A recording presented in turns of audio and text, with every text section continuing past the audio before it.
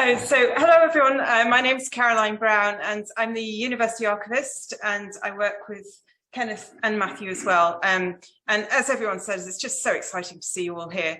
But we're running a bit behind. We do, as Matthew said, have one person in this session who's not speaking. Unfortunately, Christine couldn't be with us today. So we do have time to make up the time that we've lost. But I'll move on and introduce the first person who I don't need to introduce. It's Matthew, and he's going to be talking about the rebirth of the Art College. Thank you very much.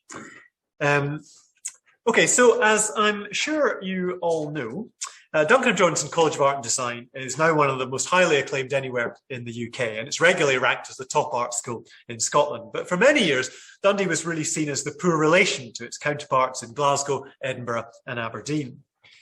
It had fairly inauspicious beginnings as part of Dundee Technical Institute in 1888, and although it quickly grew in popularity, its facilities were meagre and its reputation did not extend much beyond the immediate area. Yet in the mid-20th century, the Art College was reborn in a new home and underwent a considerable expansion thereafter.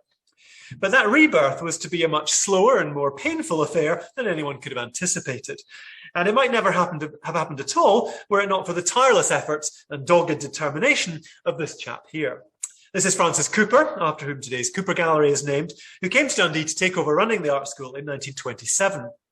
He's often much maligned, but it's quite possible that there wouldn't be an art college in Dundee today were it not for him.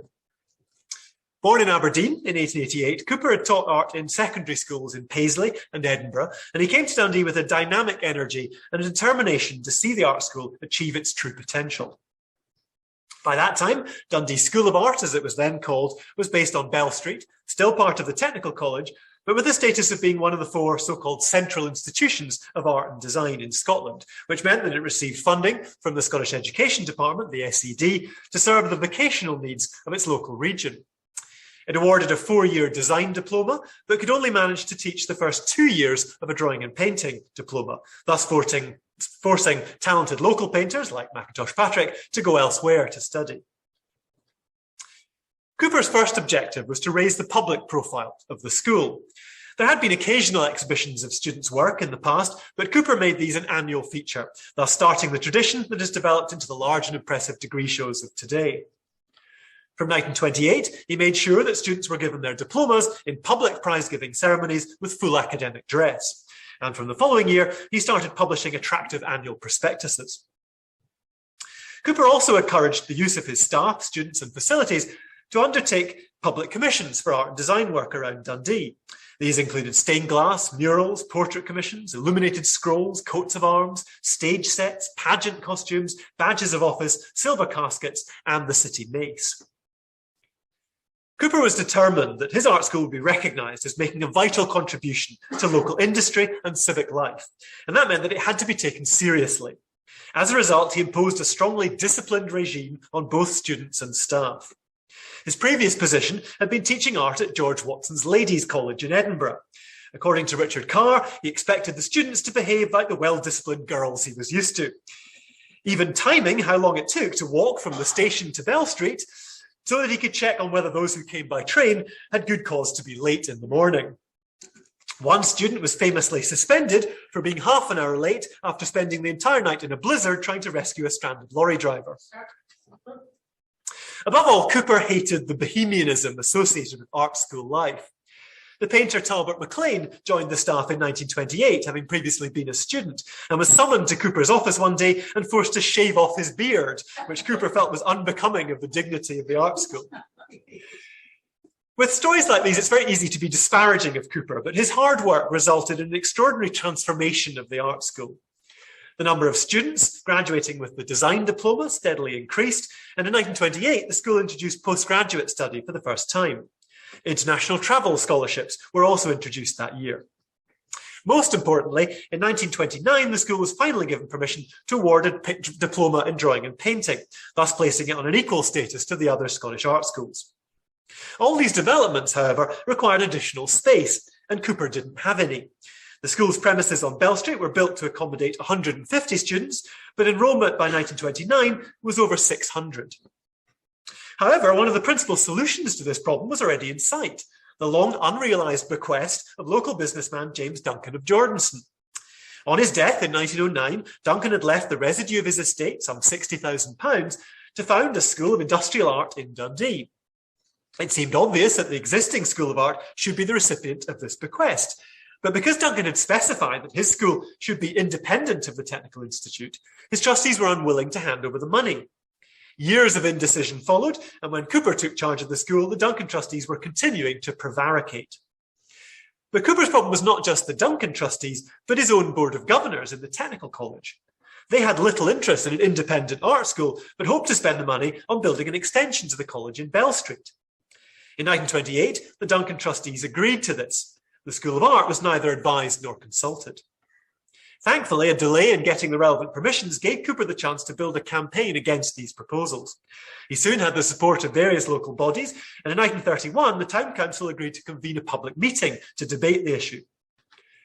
This led to the Duncan trustees being ordered to postpone all building operations while the whole matter was referred to the Commissioners of the Education Endowment Scotland Act, which had been passed in 1928 to inquire into the condition of all the educational trusts in Scotland. Chaired by the Earl of Elgin, the Commissioners met in Dundee in January 1932, but it was not until November that they made their decision. Thankfully, they supported Cooper and the Town Council's wishes. The Technical College and School of Art was to be reformed as Dundee Institute of Art and Technology, with a single governing body, but with separate committees and separate principals for the two sections.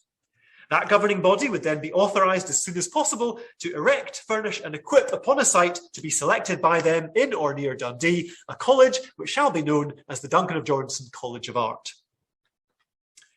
The scheme received royal assent in 1934, with the existing school being renamed Dundee College of Art the following year. Unfortunately, progress on the new building was slow. In 1935, the governors purchased the 2.5-acre Belmont estate on Perth Road for £6,000. Belmont House was a large mansion last owned by manufacturer Charles Bell, who had died in 1931. The house was demolished and the site cleared to make way for the new building. While Cooper drew up specifications, the governors agreed to hold a national competition in association with the Royal Institute of British Architects to select the best design. Unfortunately, the SAD ruled that the estimated cost of £110,000 was too great, despite the fact that the money in the bequest was now valued at around £200,000. The governors agreed to a review, and when the competition went ahead in December 1937, it was for a reduced cost of just under £90,000, with an option for a partial scheme to enable the college to be built in stages if necessary. By the time it closed at the end of May 1938, 73 sets of plans had been submitted, which were displayed to the public in Marriott Hall. This was the winning design by Glasgow-born James Wallace, who was then working for a practice in Cardiff. The governors approved the plans in September, but it took until August 1939 for a full set of contracts to be awarded. The foundations were about to be laid when war was declared. The immediate thought was to carry on, but the need for additional war risks insurance drove the costs up, and finally in December it was agreed to put the scheme in cold storage until the end of the war. With so many students on active service, the pressure on space in Bell Street was temporarily alleviated, and the college made numerous contributions to the war effort, including drawing maps for the Royal Air Force and painting murals for wartime day nurseries. But when the war came to an end, staff and students alike were eager for building work on the new college to commence. Unfortunately, most of the governors had other priorities, using the excuse that nothing could be allowed to impede the nationwide priority for house building. In 1947, however, the government offered building materials for developments that would improve higher education in order to meet the urgent needs of post-war industry. Cooper saw this as the perfect opportunity to start on the west wing of the new college, to provide improved facilities for the training of designers for the textile industry and designers and craftsmen for the printing and publishing industry, both of which were mentioned by the government as of particular importance. Despite this, the Board of Governors opted instead to build an extra floor on the Technical College. They ignored a report from the Art College staff warning that the additional storey would have disastrous consequences to the lighting of the temporary building they were using for modelling and fabric printing. The pressure on space was now even more intense than before the war. Enrolment at the Art College increased from 956 students in 1946 to 1,426 in 1950. To add insult to injury, the governors now planned an even larger extension to the Technical College to cost over £35,000. The Art College Committee clearly saw this as an attempt to sabotage the Duncan of Jordanstone College of Art. They proceeded to draw up plans for the north and west wing of the new building in collaboration with Cooper, but the SED refused to grant permission and instead accepted the governor's proposal for the Technical College extension. This was the straw that broke the camel's back. In March 1950, a huge wave of protest erupted, including a damning letter to the Scotsman from a former convener of the Art College Committee, Frank Donald, complaining that most of the Colleges of Art's accommodation is in temporary extensions of a makeshift character. Some of these are in leaking, reconditioned slums, and others in flats or office buildings. He pointed out that the staff are literally wearing themselves out in overcoming difficulties arising from this cause. Meanwhile, the staff themselves wrote to the Institute Board, complaining that this latest decision could only be explained by the governor's complete lack of appreciation of their achievements. The students also went on the attack, demonstrating in the streets, marching with banners from Bell Street to Belmont, and raising a public petition, as you can see here, against the plans. They wrote to the Secretary of State for Scotland, pointing out that the Technical College had only 150 full-time students and 63,000 square feet to accommodate them, while the Art College had 239 full-time students, but only 20,000 square feet. Similar letters of protest were sent by Dundee Art Society, the students of Glasgow School of Art, the Society of Scottish Artists, and the Royal Scottish Academy. When the Institute Board next met, students campaigned outside the building, while others lined the route used by the governors on the way to the boardroom, a silent vigil inspired by Mahatma Gandhi's demonstrations, which student president Bert Crow had witnessed during the war while on service in India.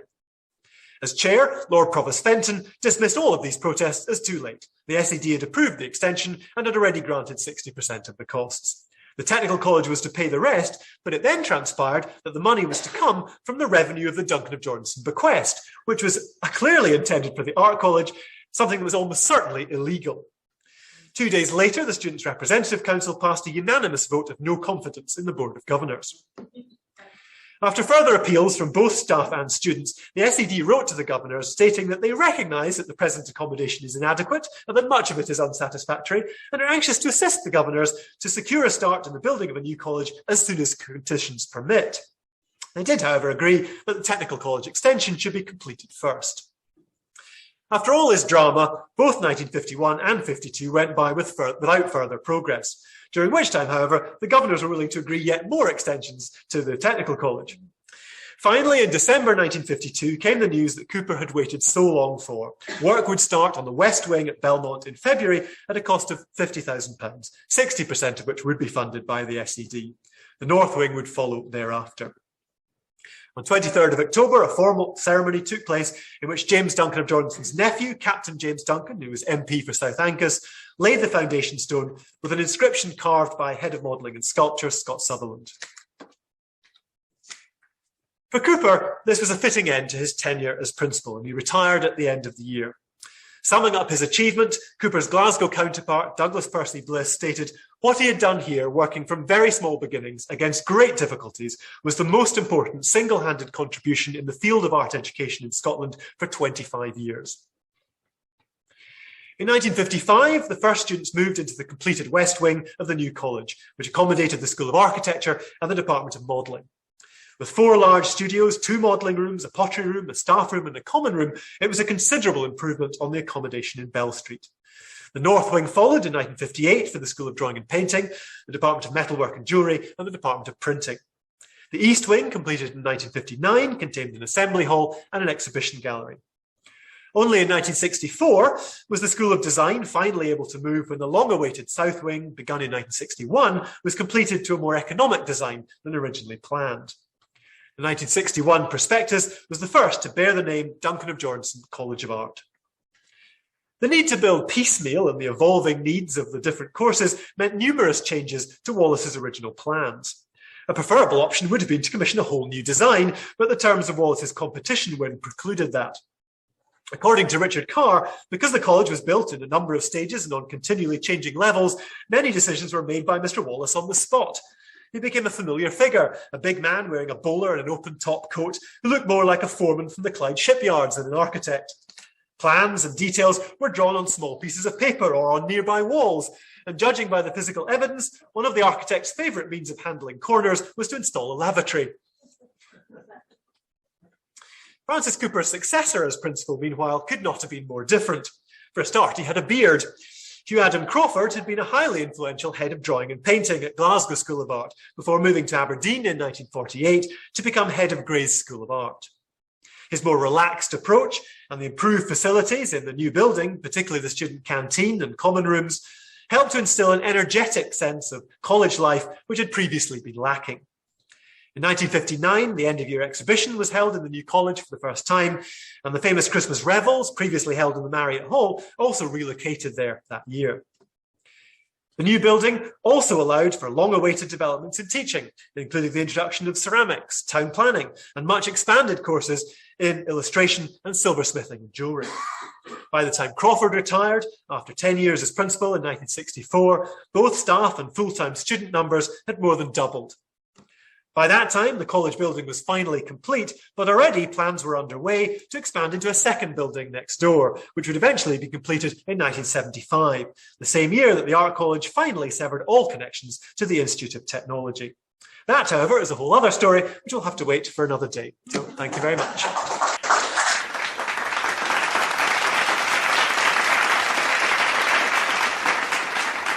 So much, Matthew. That was so interesting, as normal. I was glad to see that Cooper was still wearing his bow tie in that picture. So our next speaker is going to be, if I can find where it is, Kevin Frediani from the Botanic Garden. And Kevin has spent most of his time here in lockdown. Yes. So it's great to see you out and about, and he's going to be talking about continuity and renewal in the garden. Thank you. I think you just see the top of my head, actually. It shows you the difference between us. But thank you very much for giving me this opportunity today. And I think the slides hopefully will give a discourse which will take us forward. But I do want to reflect a little bit on where the Botanic Garden has come from, because this is a great time of change. It's a way that we can explore how spaces become places through the actions and interactions of people in the way that we've heard from Susan, Kenneth and Matthew, but also interact with the environment, which is the aspect that I play with here. And what I'm going to do is, rather than dwell on the past, I'm going to look forward. But I wanted to just flag up again our thoughts with Neil's family, who for many years has been supporting the garden through the educational role within it, but also behind the scenes. He's been very much making sure that the spirit of place continues between curators like me, and he was a very good mentor to me, just as Hugh Ingram, his botany lecturer, had been to him, and that's on the right hand side. I'll pick up more about Hugh in a minute, because Hugh is credited with this statement, which was in the first and only guidebook that we have in the Botanic Garden in 2003, when Alistair Hood was the curator. And Hugh said, "The tradition of using the Botanic Garden to illustrate taxonomy and evolutionary relationships of plants has never formed part of the policy of this garden." I don't know if any of you have thought really about what a Botanic Garden is, as opposed to just a garden full of plants with labels on them. But behind it lays quite a complex relationship with those living material and a database, very much like a museum. And you should think of it more like a living museum than just a repository of plants from around the world.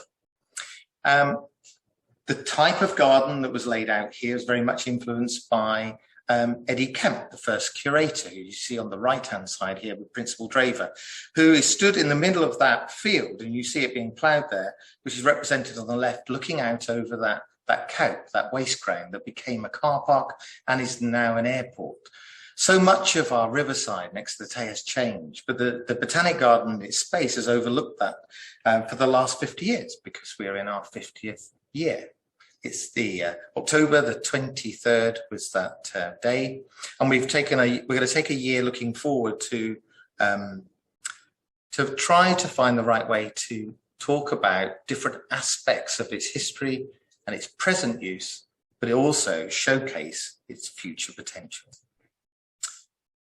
I want to reflect on something within the university, because it's over there, isn't it? It's down at the west end of the city. It's apart from the academic studies. If you study life science in the University of Dundee at the moment, you won't study above tissue level because we don't need to. Most of it's now at the cellular level. We don't need whole plant organisms. Part of the work that we've been doing with life sciences that Ali talked about earlier was to put a garden in front of the Wellcome building to showcase the whole organism that's being used internally to find the drugs for tomorrow. But with climate change, mass population growth, 10 billion people after 2050 scares me. And the unsustainable use of natural resources, I think you could argue that there is a place for a repository, a living ark, but also maybe a place of slow revolution based around plants. And it's that revolution I want to talk about. Why revolution? Well, because there are three great divides impacting us. Any of you that follow MIT and Otto Scharmer in particular with his theory U will understand the division between us and nature that we see as a take, make, use, waste society, the linear economy that we need to change to a circular one, which is much in keeping with the natural systems of the earth.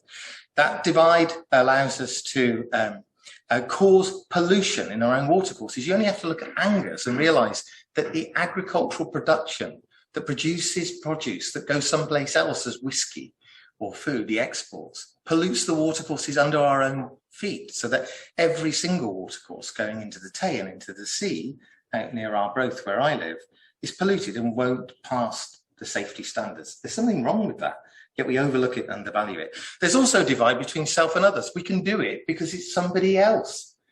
It doesn't matter that I put more fertilizer than I need on my land or I spray it. Not unless I get picked up by it, as long as I get the yields I need and I can make the margins. And we see that with our politics, don't we? Left and right going on. And that's most extreme, as we saw in North America, where a whole country can be divided and even storm the capital because we can other people rather than see them as kin and family and friends. And the biggest divide that we're seeing with our youngsters is a division between self and self without spirituality, without a place and a hope in the future. We're seeing more suicides now than ever. It's the big hidden problem going on around. And before the pandemic, there were more people dying through suicide than there were in wars and in our hospitals at the same time. There's something wrong there. And these are World WHO figures. So what can we do about it within something as tame as a botanic garden? Well, we can think of it differently. Because let's remember that all great things, movements begin with thinking differently about where you are and what the hope and potential is. And so for me, the Botanic Garden is a living lab. In fact, all of the sites we manage are living labs. And within that, we have the opportunity to measure the ecosystem services, the benefits that are afforded by the way that those plants are growing, surviving, thriving in the landscapes, but also the ones that aren't, to help inform our landscape, whether it's pollution locally that we take out of the air, whether it's water that we stop attenuating. Remember, you can't build in Dundee at the moment without Scottish Water saying that that water can't go into the storm or foul. You've got to do something about it. Well, rain gardens, living roofs, green walls, and the perfect hydro pump, the tree, have a solution there, as long as we can think of them as engineering solutions. Where better to beta test that than on our own grounds as a prototype. And there I'm saying that rather than just think about that through nature-based solutions, let's think of a landscape that works for the health and well-being of our staff and students. What does that look and feel like? Having a campus rather than full of huge structures which have been designed by the egos of architects and for the professors who sponsor them, let's face it. Let's join that up through the soft landscape that the green vegetation affords and provide a space that works for people and for planet. We can do that. By doing that, prototyping and putting a dollar value on it, we can also take risk away from our colleagues working in the trades which are developing land around us in Dundee City Council, who at the moment are crying out for knowledge around this area to help improve their green spaces. So we're very much partnering with them. And beyond Dundee, there's an opportunity for us to showcase to Scotland and to the nation. With Eden Project coming, we've already agreed that we will work in partnership to help that work be dialed out as an engineering solution. And this is, so at the bottom, you see that flow from living lab through nature-based solutions. The conservation of biodiversity is still important. We need that arc, but at the same time, public and professional engagement to result in sustainable land use. I have aligned with the School of Education very early on, and we now today have 10 PhDs that are matriculated with us, looking at different aspects, measuring this work, whether it's learning outdoor classrooms, whether it's architecture, landscape architecture, or ecological leadership, and those are there. And I'll pick up a few of those threads as we go through. Let's just imagine this campus as a green campus. And I show a picture, it's happening elsewhere, rather than one that's always around, as we heard about Duncan and Jordanstone, spaces becoming places that are not fit for those people who work in them. They're dialed in by a board or by someone who makes a decision based on something that looks like money. And what was it Patrick Geddes said? By leaves we live, not money alone. And we've forgotten that even within our own institution.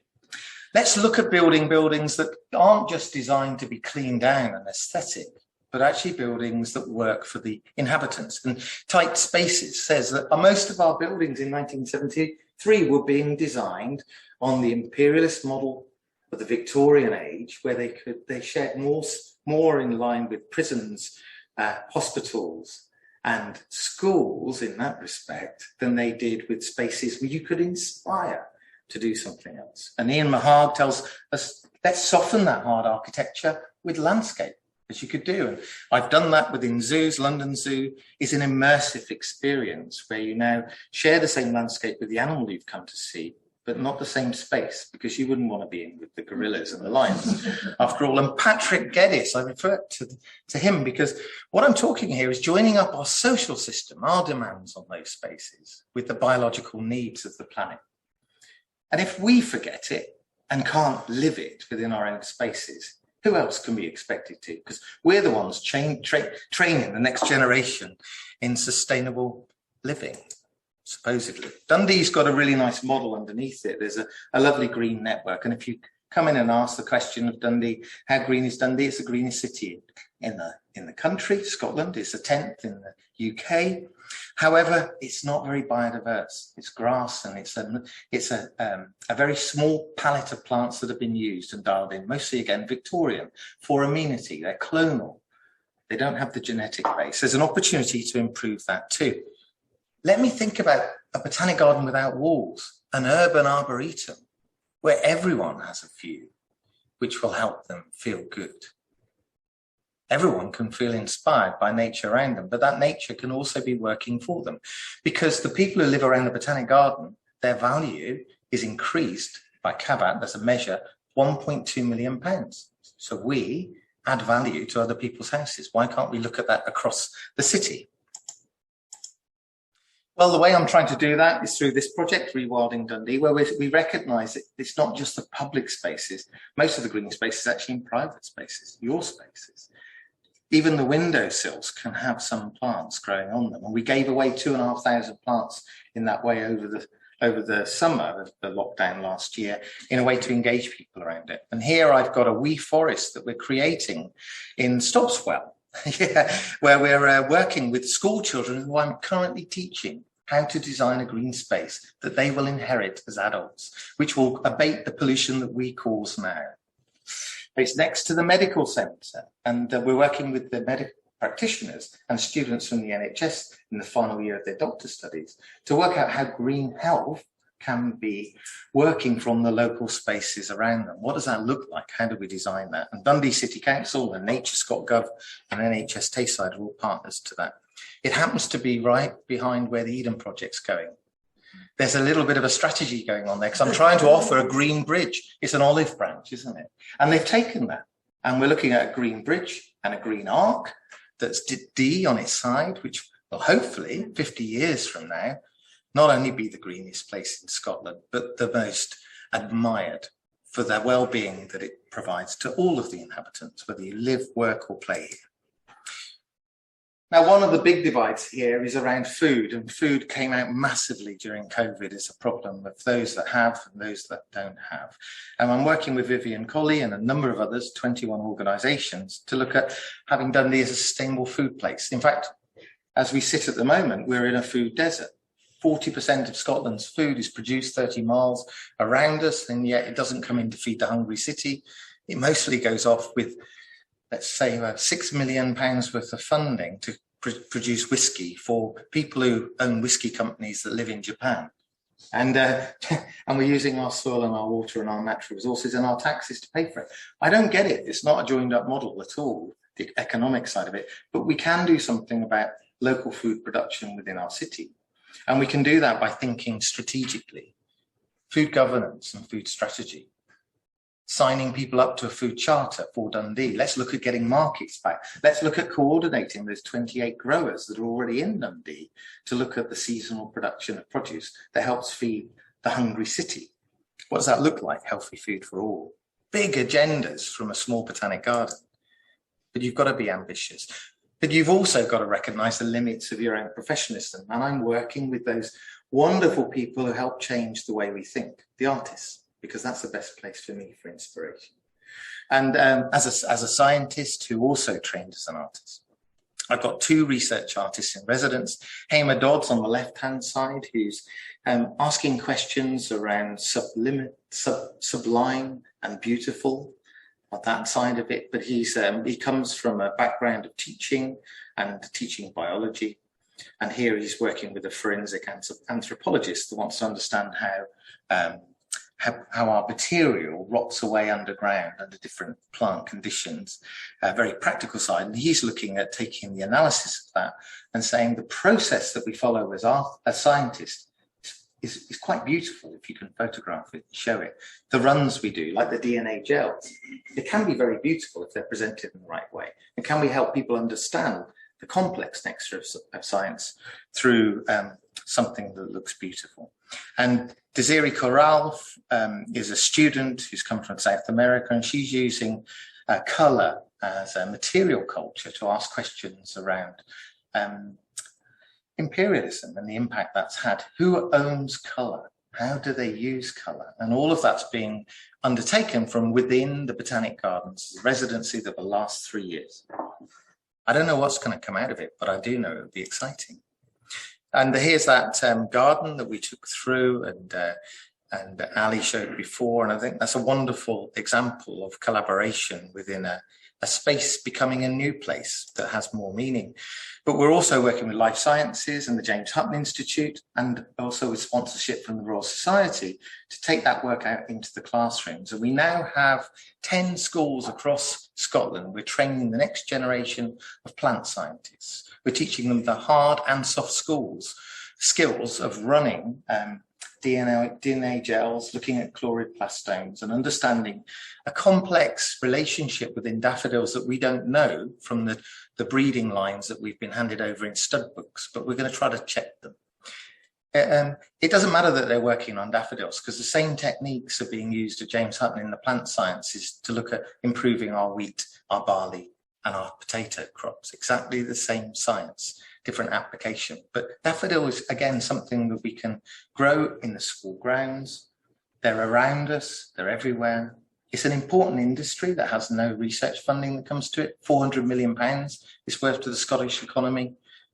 We don't have any funding going on. And this way we can have some work beginning in Scotland, but ironically in labs that we're funding through the Royal Society in the schools themselves. They'll be there for next year too, where we look at an ecological study. We talked about Neil's demise, and this is Neil's glass window that I wanted to share with you, which is Forever Autumn. He died in the autumn last week, and he was a blues player. And there's 2 things that seem to go together. And I ran this by them before he passed over, and he was quite complimentary about this space that we've been working on for 2 years for other people, because what we were trying to do is create a garden which represented the 4 seasons we've lost during COVID, spring, summer, autumn and winter, and do that with 2-metre high memorial stones, which represent hagstones. And if you think about hagstones being important for the culture before our modern culture in Scotland, there were the stones washed up on the beaches that the sand had water worn through. They provided a space between the living and those that have passed over to share a note. And that's what you'll be able to do in this space. The Good Grief Garden will be open next spring. And I said, please come and see it when it's ready, because it'll be supplanted under Japanese cherries, which will do their thing in the spring. And then the light at this time of the year, the low angle of incidence in that garden should come up and show us absolutely beautiful these structures. There's also a new gallery. It would be wrong for me to talk about art and not have that space where we can showcase it, both the students who are working with us, but also those in community. So we have a green room looking out over the River Tame, which is just about to be opened softly, but someone broke the window on it over the weekend. So I've got to repair that before, and I've got a green roof going on. And the last thing is that we're trying to do something for all the family. We are now 140% up on visitor numbers compared to pre-COVID. COVID changed things about the way people found spaces, but we worked really hard reaching out to communities and bringing them in. We have 50 fairy doors for the 50 years. They've all got a story around a plant, an animal, and a plant community with a human story in it. We've been working with Art from the Start and DJ CAD to look at how do we influence through play and parallel play those young minds of tomorrow and help them have an empathy with nature. And that PhD will roll through and hopefully tell us something in the future. So now I'll have to leave you with that. It's the beginning of a story. It's our next 50 years, but we're building on the shoulders of those that came before us. And who will know if we're successful? Well, it'll be those that come after us. Thank you very much.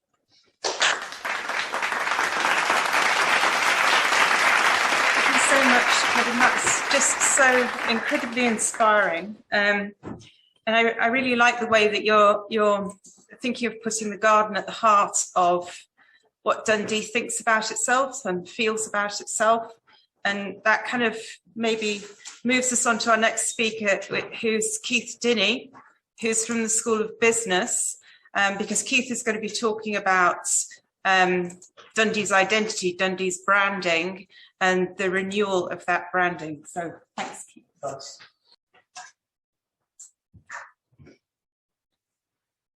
Okay, so good afternoon, everyone.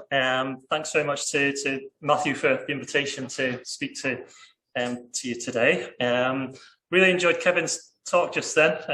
Very inspiring talk about the Botanic Garden. I live quite close to there. I go there once a month. It's absolutely fantastic place. So I guess probably everyone has been there who's here today, but if you haven't, certainly go along. It's a wonderful place, and great cakes in the cafe as well, if you need another reason to go there. So my theme is the branding of Dundee, so the way that the city is projected and promoted, both to the residents of the city, but also externally to audiences within Scotland and further afield. So my theme is looking at, it's been well documented that Dundee has reinvented itself in recent years, largely through a commitment to culture and creativity, really embodied, I guess, most prominently by the V&A opening, which obviously provided a massive boost to the profile of the city. So I'm going to look at, just quite briefly, obviously in a few minutes, what the public and private sectors are doing in this respect, and also ending with some potential future directions for Dundee's city brand.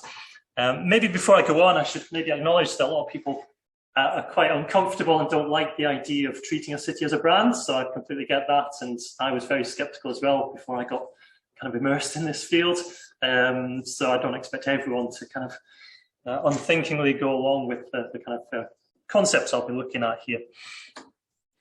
Just very brief background about myself. So I joined the university January 2018, so I'm still relatively new here.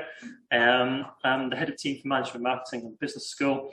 And relevant to this talk, since 2019, or 2018, 2019, I've been a non-executive director on Visit Dundee Limited, which is a private sector organisation which promotes the city for tourism. And I'm also a member of the Dundee Brand Group, which is a city council group, which has a kind of broader remit, beyond just tourism, for promoting the city for inward investments, talent attraction, all kinds of other reasons in addition to tourism. So it's been very interesting the past 2 or 3 years to have a foot in both camps, the public sector and the private sector, because that relationship is rarely perfectly harmonious. So it's been very interesting to see what the barriers are to collaboration and the ways that that collaboration can be facilitated. This slide's, I don't know, have any of you seen this slide before other places? Yeah, the City Council, this is their kind of go-to slide whenever they're promoting the city. It's a compilation of testimonials that the city has received over the past 3, 4, 5 years. And I think it is quite an effective way to establish credibility of Dundee. So rather than the City Council shouting about how great Dundee is, you know, if you can provide testimonials from third parties, that can carry a bit more credibility. So some of the sources you can see here: National Geographic, obviously hugely respected entity itself, the Guardian newspaper, GQ, CNN. So this idea of renewal, the cultural comeback kids, Wall Street Journal, Bloomberg, an up-and-coming cultural hub.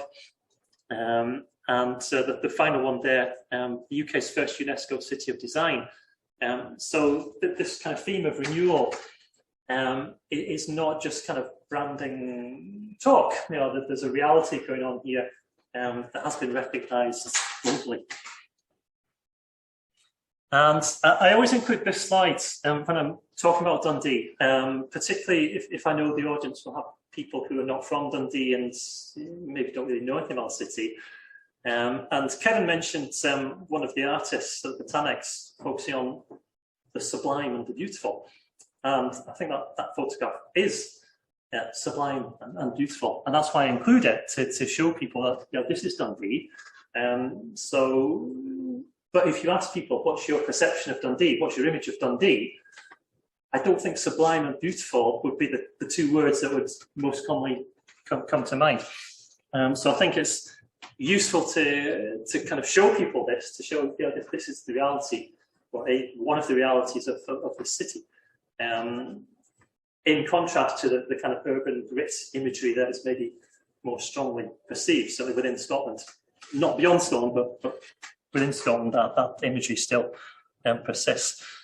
And also in terms of branding Dundee, I've kind of argued constantly since I've been here that the river should feature more prominently in the branding of the city, because it's absolutely stunning and breathtaking. So to not kind of integrate that more in the promotion of the city, I think is really missing a trick, to put it mildly. So just a couple of examples of the reality of renewal. Might seem quite mundane, but these are things that will developments that will help the city to thrive in the coming not just years but decades. So right now, Dundee's absolutely forging ahead. There's 5G now available. There's an innovation hub that's been developed, and one of the things this hub will do is work with SMEs in Dundee to help them make use of this. And similarly, some of you may have been kind of affected by this or annoyed by it, or noticed it, the roads being dug up for the full fibre rollout, which is happening now. And again, a great pace from what I can see where I live. They're actually doing this very quickly. So this is another development that's really going to kind of recharge Dundee's future. So as it says there, I mean, this is from City Fibre's website, so that the company that's installing this. This can unlock a lot in business productivity, and also help make Dundee a more attractive place for business startups, because this is absolutely cutting edge. So I don't think anyone would be arguing now that Dundee's being left behind in any way. Dundee is kind of really forging ahead.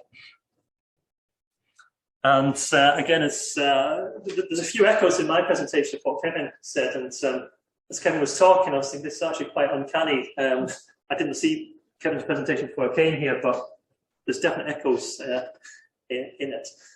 So the Eden project is really going to be huge in terms of promoting Dundee. And so there's been the V&A, has obviously been massively influential in Dundee's image in recent years. And that would have been, as much as most cities could have hoped for decades. But now the Eden project is coming as well. So the Dundee waterfront is really going to be quite sensational, I think, to have the Eden project, V&A Dundee, and the great walk you can do already right along the river is just absolutely outstanding. So that's again really going to, I think, help if there's still some residual imagery as there is within the rest of Scotland in terms of what Dundee is. The arrival of the Eden project is really going to help shift perceptions in a more positive direction. So Kevin mentioned collaboration already with the Eden project. We have in the Dundee Brand Group at City Council, most recent meeting, we were joined by a representative of the Eden project. So they're very keen to embed the Eden project within broad society in Dundee right from now. They don't want to wait 2-3 years and then just have a big fanfare opening. They want to start their outreach right now, so that they're integrated and they're a real part of the city rather than this external kind of attraction that just suddenly drops out of the sky. So I think that's going to be very good that they do that for a year or two before they even open. So that's kind of infrastructure and kind of developments that contribute to the renewal of Dundee. More from the kind of pure marketing branding side of things. So again, they've been good. Well, obviously, it's been a really tough time for tourism and hospitality sector with pandemic, as has been for many other sectors. So the Scottish Government has made millions of pounds available in the past 18 months to try and support the hospitality and tourism sectors throughout the country. And Visit Dundee has been successful in winning 2 funding awards. We also had 2 or 3 failed applications, but I'm not going to dwell on the failures. I'll look at the successes. So in February, we Visit Dundee. We got funding for £50,000 from this. A bit of a mouthful, the title of the fund, so Visit Scotland Sector and Destination Operational Market Readiness Fund. So this fund was designed not to promote the city, right now, because, or as it was, about a year ago, because obviously with the travel restrictions in place, it would have been completely inappropriate to try and persuade people to travel here when they're not allowed to. So this fund was designed to make destinations ready for when things open up. So this fund has gone towards Visit Dundee's developments of the website. Prior to this, we had a very, very basic website that really wasn't doing much at all in terms of kind of building awareness of Dundee, because we just didn't have the funding to do it. So this was a great boost. So it went towards the design of the website and also a digital and social media audit, including website search engine optimization, so that we can try and actually make sure we can be found in online searches, and also an audit of the social media activity that we do. So that went towards so this is what it's led to. So the website now is much more functional, and it's very much designed, as I think it mentioned on the previous slides, to have bookable products. So not just to promote the image of Dundee, but to actually draw people here and make it very, very easy for people to book a hotel, to book a restaurant for a meal. So a very kind of commercially driven, not just image driven. And this is where Visit Dundee as a private sector organisation can do more than the City Council, because it's not appropriate for the City Council to be driving visitors to certain private businesses. because they're a public body. Whereas Visit Dundee, as a private sector body, we can do pretty much whatever we like, obviously, as long as it's legal. So we do that. And so the website, that's a screenshot, but I've shown the website. You can click on all of those. So this is the restaurants page, and click some quite nice filters down the left. And you click, it takes you straight to the restaurant, and you can book it. So if you compare that to the council's website, the council do have a page for accommodation, hotels in Dundee. However, if you want to actually book a hotel, you have to click from Dundee City Council's website to Visit Scotland's website, and then start searching again. And the obvious risk, anytime you send someone from your website to another one, is you've lost them. And once they're on Visit Scotland's website, they could be tempted by all the other places in Scotland they could be staying. So that's not ideal. So this is, we hope, is going to be quite effective in people who are searching, thinking of coming to Dundee. Here you are, you kind of one-stop site to kind of draw you in, as it were. Some of you may be aware of there is a site called cdundee.com. It's quite similar. It's run by DC Thompson. That's a commercial initiative by them, and hotels, restaurants, and so on have to pay to feature, whereas Visit Dundee is free. We go out and talk to the restaurants and hotels and say, we can put you on the website, and all they have to do is provide a photo, of their business, and we do that. So it's free. The other award is the much more recent, just a few weeks ago. Again, from Visit Scotland, so this is Scottish Government money distributed by Visit Scotland to destinations throughout Scotland. So this was £70,000, which will go towards employing a marketing project management officer, creating new content for the website and social media, and also partnerships. So, for example, with LNER, it's a really kind of focused initiative to bring people here. So, future directions for Dundee City brand. Well, everyone will have their own ideas about what's appropriate directions. These are some of the main directions I think would be good for the city brand to go in. Again, there's another echo of what Kevin was saying, the idea of a green city. I think it's absolutely the way to go. And good to know that Dundee is already Scotland's greenest city. So that's obviously a great thing to be known for and to sustain. But I guess that will become increasingly competitive as years go on. Other cities will be challenging to be as equally green. So I think that's a good direction, and with the Eden project coming, it's an absolute natural convergence, kind of win-win situation there. The second future direction, and this is something I've been advocating for within the City Council brand group, is that that there has been quite a lot of focus on tourism, and that's necessary. That there's no one's arguing that there's over tourism in Dundee.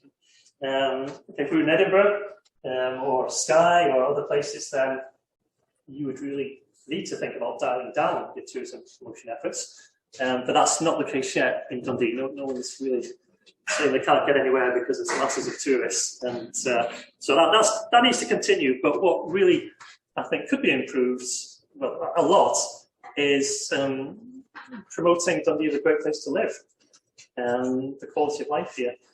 I mean, I know within the business school, because I sit on interview panels, it's not easy to attract people to come here. We don't get kind of overwhelmed with applications when we advertise for jobs. I've got a colleague who's on the board of NHS Tayside and says the same thing. It's difficult to attract highly qualified medical staff to come here because they know nothing about Dundee. There's no kind of obvious kind of attraction for people to come. But the reality is that it is a great place to live. And I think that message really needs to be developed and strengthened a lot more than it has been. And the final point here is the One City, Many Discoveries brand.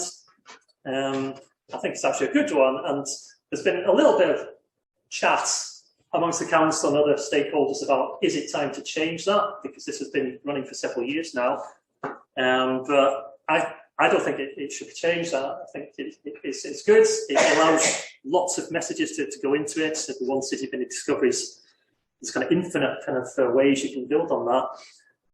And chopping and changing your city brands, every 2-3 years, just there's no point to do that. You need to give it time to kind of build up and really gain strength.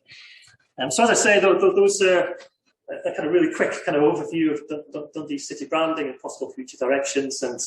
And city branding is always very controversial and political because we all have a right to express our view.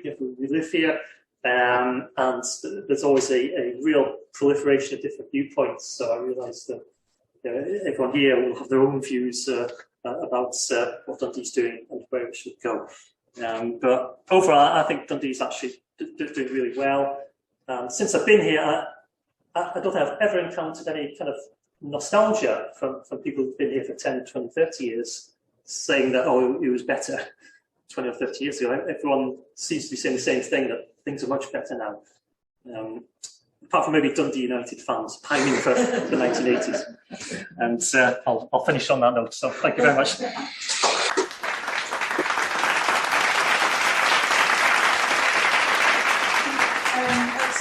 Interesting to hear all that from your perspective of somebody who's kind of in there with the conversations about this, and really exciting times. I have to say, if you go on some of the old Dundonian history web Facebook pages, you will find people saying that things were better, particularly the Royal Arch, for example. You should bring that back, Keith. You'd have lots of fans. But that was great. So 3 really good speakers for that session. So it's time for a break now. And I think if we come back at past, we'll be starting on time again. So thanks again to all our speakers from this session.